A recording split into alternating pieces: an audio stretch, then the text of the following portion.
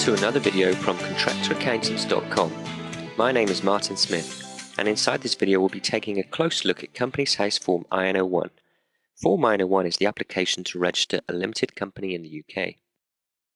The things I'll show you will include how to find Form IN01 online, and if necessary the best way to request a paper-based copy, what information you'll need to prepare to make the process of completing Form IN01 as simple and as straightforward as possible, and finally I'll be taking you through a step-by-step worked example of Form IN01 using Adobe Reader. By the end of this video you'll have a clear understanding of how to complete Form IN01, the sections that are required and in what order. For the purposes of this tutorial we are assuming that you wish to form a private limited company with ordinary share capital. For anything else we suggest you contact a company formation agent or sign up with one of our specialist contractor accountants online. The process of registering a company in the UK is not particularly difficult, but you'll need to ensure you get it right the first time. This brings us to our first point. If you wish to complete Form IN01 by hand, you can request a copy by phoning the Companies House call centre. The telephone number can be located on their website. Although paper-based applications are suitable for some, the quickest method of completing Form IN01 is to download a copy from the internet and fill it out in PDF using Adobe Reader. The form itself can be pretty difficult to locate online, so we've created a shortcut at contractoraccountants.com. Let's go there now.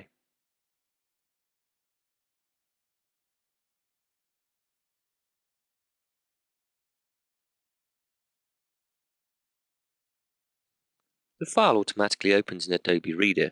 If you don't already have this installed on your computer, you'll be prompted to do so using the on-screen instructions. For your convenience, Adobe allows you to highlight the fields that need completing. You can also save a copy of your application and return to it at any time. Before you get started with Form IN01, you'll need to prepare some information and have this to hand whilst you work through the application. Specifically, you will need the proposed limited company name and registered office, the full names, date of birth, nationality and residential address details for each of the proposed company directors, and finally the name and address of the initial company shareholders who effectively own the limited company. Make sure you spend some time deciding how you would like the share capital to be split, giving a fair allocation of shares based on the investment in the business. This is one area that can cause problems further down the line, particularly if you're setting up a business with more than one person. It's therefore really important to ensure that you're all comfortable with your share of the business, both now and in the future.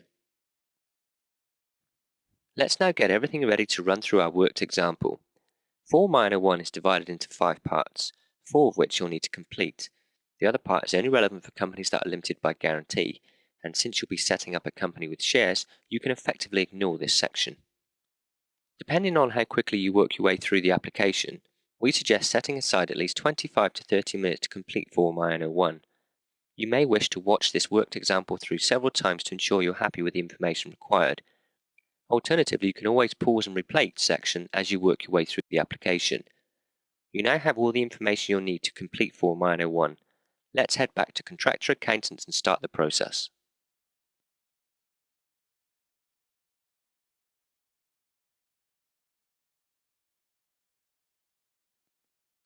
If you don't already have Form IN01 stored on your computer, we suggest you save a copy now. You will need to return to the application at some stage in the future, so it's best to store both an electronic PDF copy and also a paper-based version once you've submitted your documents to Companies House.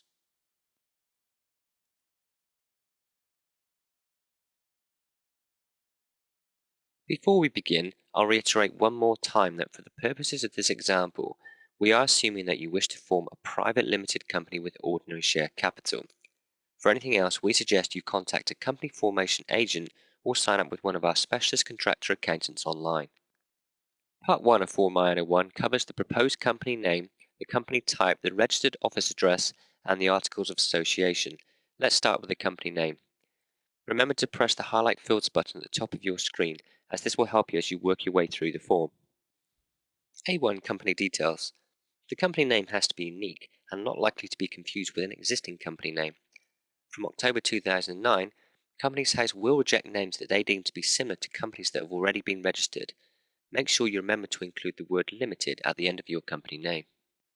A2 Company Name Restrictions. If your proposed company name contains sensitive or restricted words, you may be asked to supply supporting documentation to Companies House. Ignore section A3. A4 company type. As you'll be forming a private limited company limited by shares, simply tick the relevant box. A5 situation of registered office. The registered office of your limited company can be situated in England, Wales, Scotland and Northern Ireland. It can either be a business or residential address, but must be somewhere where the company officers can obtain mail, as it's the address where Companies House will issue any statutory notices to the company. A6 registered office address. Make sure you include your country or region as well as a full postcode. A7 Articles of Association. The Articles of Association act as a contract between the company and its shareholders by outlining the rights and obligations of both the shareholders and the directors. The Model Articles of Association are the standard articles that will apply to all new companies incorporating after the 1st of October 2009. You can pick up a copy by following the links section at contractoraccountants.com. If you're adopting the Model Articles, you will need to tick the first box under Option 1. For non-model articles, you will need to select either the correct box in Option 2 or Option 3.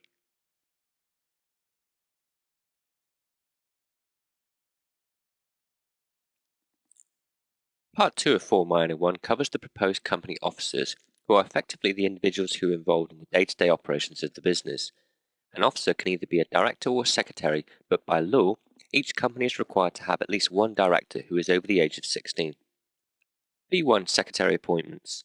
There is no longer a legal requirement to have a company secretary, although you may wish to add one. The secretary would normally manage the filing and compliance issues associated with the Companies House. B2 Secretary Service Address. A Secretary Service Address is a postal address in the UK where Companies House can contact the Secretary. It does not necessarily have to be the Secretary's residential address, and you can also use the registered office address for the company if you wish. Make sure you include the country or region and also a full postcode. B3 Secretary Signature. If you have added a company secretary, make sure he or she signs their consent here. C1 Corporate Secretary. It is possible to appoint a corporate secretary for your limited company. For example, this may be a firm of accountants or auditors who are managing the filing responsibilities on your behalf. If you intend using a corporate secretary, ask the company to complete sections C1 to C5 for you. D1 Director Appointments. You will be required to appoint at least one company director as part of your application. The directors, who must be over the age of 16, are legally bound to ensure the company remains in good standing. D2 Director's Service Address. Each director must supply Companies House with a service address that is situated in the UK. As with the Company Secretary's service address, it does not necessarily have to be the director's residential address, and you can use the registered office of the company if you wish. Please be advised that a director's service address will appear on the public record. D3 Director Signature. Make sure the directors sign their consent here. D4 Director's Usual Residential Address. As well as providing a service address, each director is required to provide Companies House with their residential address. The residential address can be situated both in the UK or abroad. Unlike the service address, the residential address is not shown in the public record. If you wish, you may like to withhold your residential address from the credit reference agencies. If so, you can apply for an exemption under Section 243 of the Companies Act 2006. Sections E1 to E5 are for corporate directors. If you intend using a corporate director, ask the company to complete sections E1 to E5 for you. That concludes the first part of our video tutorial on how to complete Companies House Form IN01. The second and concluding half of this video can be found under the video tutorial section of our website or by visiting our YouTube channel. For more information about setting up a limited company in the UK, head on over to contractoraccountants.com, where you'll find free advice from some of the leading and most respected accountants in the industry.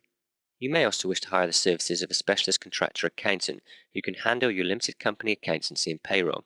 We've teamed up with several companies to offer you exclusive discounts on a range of products and services available on a first-come, first-served basis. Finally, if you have any other questions about Form IN01, or perhaps you just want to share your experiences, please visit our forum or leave a comment under this video. This tutorial was brought to you by contractoraccountants.com. Remember, all the references and websites contained in this video can be found under the links section of our website. My name is Martin Smith. Thank you for watching, and I'll see you in the next video.